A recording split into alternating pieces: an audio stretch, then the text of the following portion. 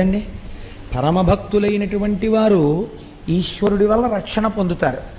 ఇప్పుడు మీకు ఎలా ఈశ్వరుడు ఉన్నాడన్న భక్తి కలుగుతుంది?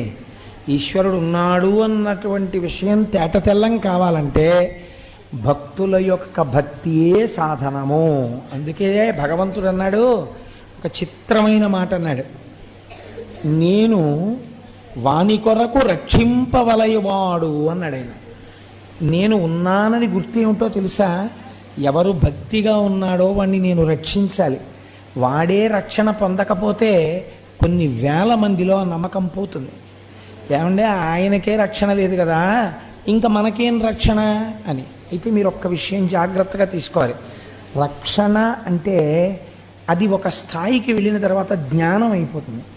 ఇప్పుడు ఈ జ్ఞానము స్థాయిలోకి భక్తుడు వెళ్ళిపోయిన తర్వాత మీకు ఆయన అందడిహ.